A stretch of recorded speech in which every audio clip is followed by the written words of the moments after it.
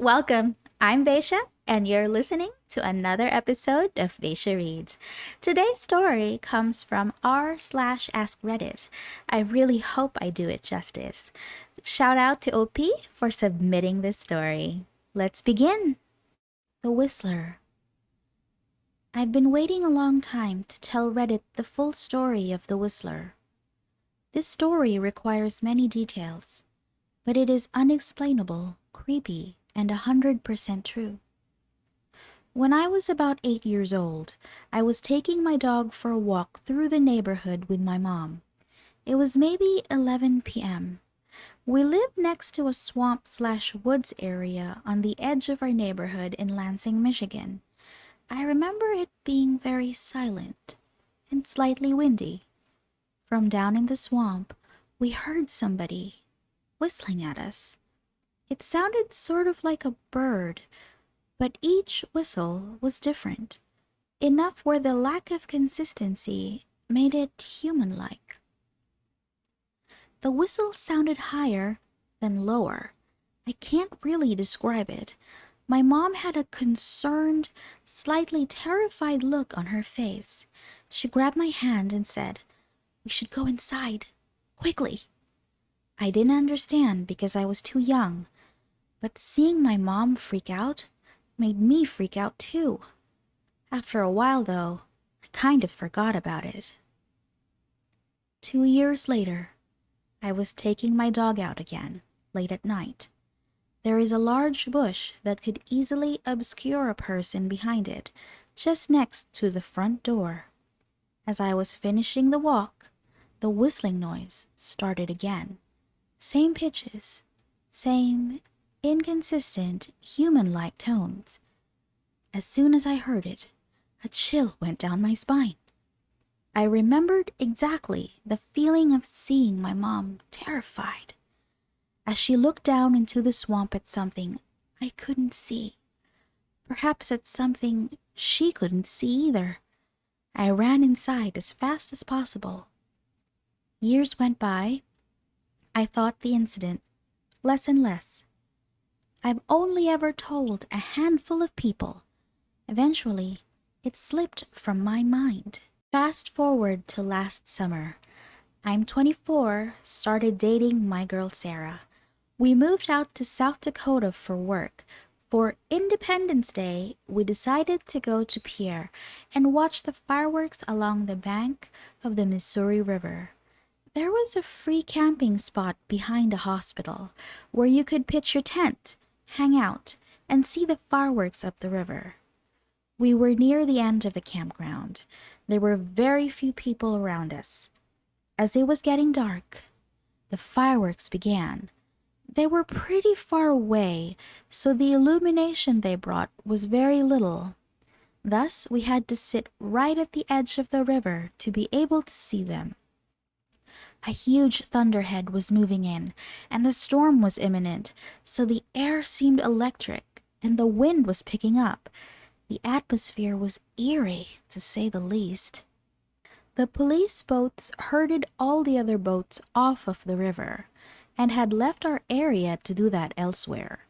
Most of the other campers walked up to the river to have a better view of the fireworks. But Sarah and I stayed back and were drinking PBR tallboys and kicking it. Suddenly, we heard the sound of a paddle methodically dipping into the water. We saw a figure steering a canoe about 20 meters offshore. Sarah decided to go get more beers from the car, leaving me alone to stare at this mystery person. And then, of course, they whistled at me. My entire body was frozen and covered in goosebumps.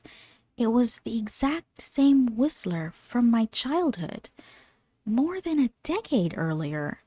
I looked at the figure, but it was much too dark to discern who it could be.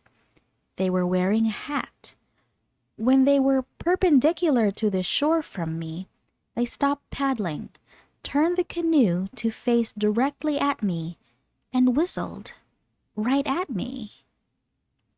I was so frightened. I stood up and shouted at them, "Who are you?" They didn't say anything, just whistled a couple more times, turned the canoe around, and paddled out of sight. I'm a videographer, so I already had my camera by my side and was taking video of the fireworks. As the canoe was almost out of sight, I grabbed my camera and got a shot of them whistling as they went away. When Sarah came back from getting beers, she was very confused as to why I was so freaked out. I'm a videographer, so I already had my camera by my side and was taking a video of the fireworks. As the canoe was almost out of sight, I grabbed my camera and got a shot of them whistling as they went away. When Sarah came back from getting beers, she was very confused as to why I was so freaked out. When I explained, she was freaked out a bit too. I was convinced we would both be murdered that night. How did this whistling person follow me after 14 years all the way to South Dakota? Was it a coincidence? Why was it the same whistling noise? Who was that person, and where did they go? So many questions still unanswered. To this day, I'm more afraid of being outside in the dark, where I might hear that whistling again.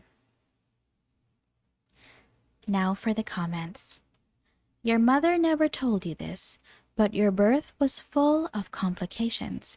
As she laid in her hospital bed, praying for everything to turn out okay, she heard a whistle coming from the hallway. There was nothing consistent in the melody, but it was growing closer with each pitch. It was dark outside, and all the lights were dimmed or out to allow rest for the patients. As the whistling stopped, a man in a long coat and worn leather hat stood in her doorway. With his hat pulled low and the lights turned down, she was never able to get a good look at this whistling stranger. He said, "I know what you're going through and can assure you there is a way for everything to turn out just fine." Let's look at another comment. Dude, read this please. I kid you not. In my country of Venezuela, there is a legend about a guy called El Silbon, the Whistler, a sort of damned soul that warns people of their coming death. The legend is that of a young man who killed his father in an act of revenge. The father had the young man's wife killed and labeled her as a whore. After this event, the grandfather had the young man tied to a pole in the middle of a field and there had him whipped.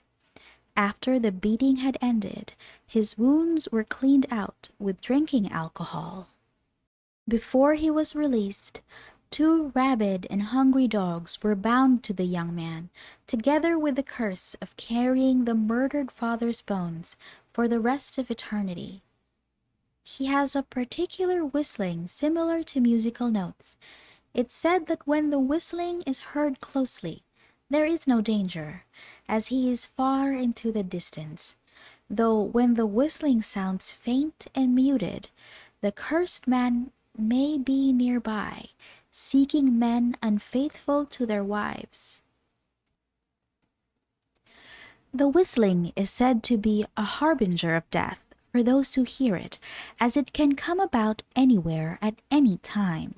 There are things that can protect a person that hears this ominous sound: the bark of a dog, the crack of a whip, and the scent of chili peppers. During the peak of summer, in the savannas of Venezuela, the people of Los Llanos speak of a man, hands caked with dust, found seated upon tree stumps, driven by an unholy urge to punish whoremongers, drunkards, and those who prey upon the innocent. El Silbon sucks out the victims' innards through their navel, ripping their bones from their mangled flesh, adding it to the sack that holds his father's remains. Those who encounter El Silbon claimed to have seen a slender, hatted figure towering over any common man. He is said to be seen leaping from treetop to treetop, producing an inhuman, piercing whistle, accompanied by the muffled rattling of clashing bones. Speaking of folklore that warns of imminent death, when I was 9, I lived at the top of a 4-story apartment building. It was summer, and I was sitting in the living room with my brothers and my brother's girlfriend, when suddenly a bird flew in through the window, circled the living room, and flew right back out the window. It was all in one swift motion, and having never seen anything like that before, we were all amazed. My mom came home shortly after. We excitedly told her of the bird, but her reaction to it wasn't what we expected, though. That means someone's going to die soon. That dampened our mood, but we all soon forgot about it. About 2 months later, death had struck our family. My grandma and great-grandma both died in a car crash. It was about a decade later, and I still remember the bird and its warning. Since then, I've been slightly worried that I may see another bird circle the inside of any place I'm in. And just like that, we are done for today's episode. I've never heard of this tale before, but my home country has a lot of weird, strange legends about monsters, but you don't hear them often if you live in the city. How about you? Do you have a story to share? If you do, and you're willing to tell us, please don't hesitate to comment down below. Thanks for listening. If you want to hear more, please like and subscribe to our videos. I'll see you soon. Bye!